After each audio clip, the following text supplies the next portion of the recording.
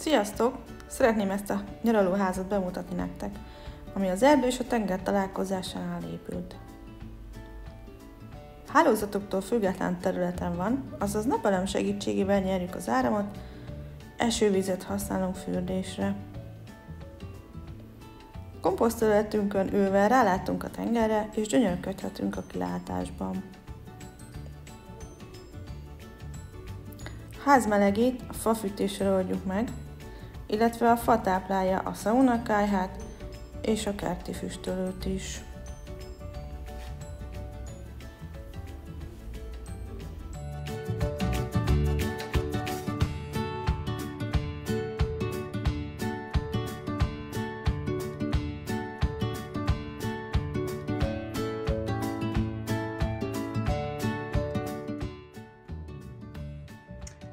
A házba lépve ez a látvány fogad. Van itt egy kis konyha, a főzés az gázzal történik, víz az ugye nincs, hálózati víz, úgyhogy ebbe a kis helyes kis tartályba találtunk vizet, azt kell utána tölteni, hogy tudjunk mosogatni. Van egy csodaszép jotókandalló, vagy kályha, ez szolgáltatja a meleget a házban. Egy csodaszép kilátás a tengerre.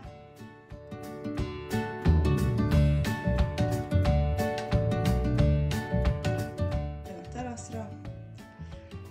Itt nagyon jellegzetes ezen a vidéken, hogy nagyon alacsony parapetek vannak.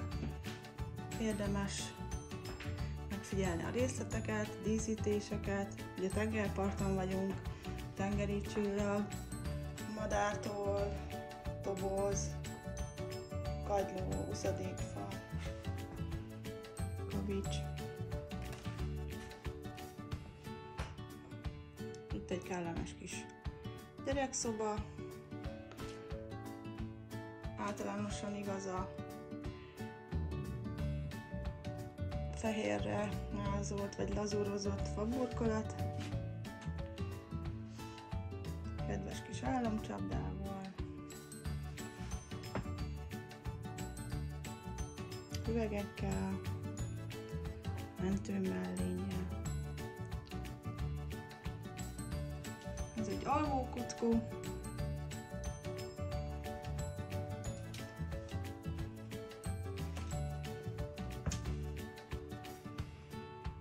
Itt is madártól, álomcsapda, makramízott lámpabúra.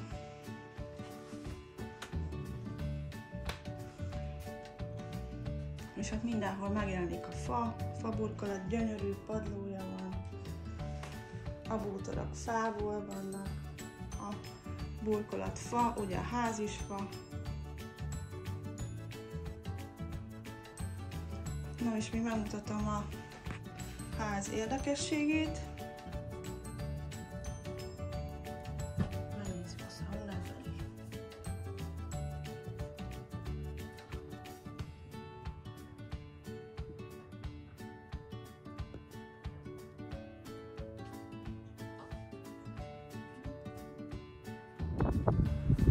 Kijöttünk a szaunából, és most bemegyünk tengerbe, egy papucsot fel.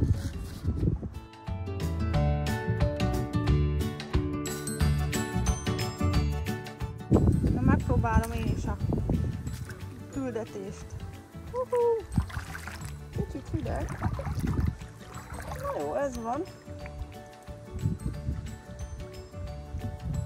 De lelobjuk a törölközőt.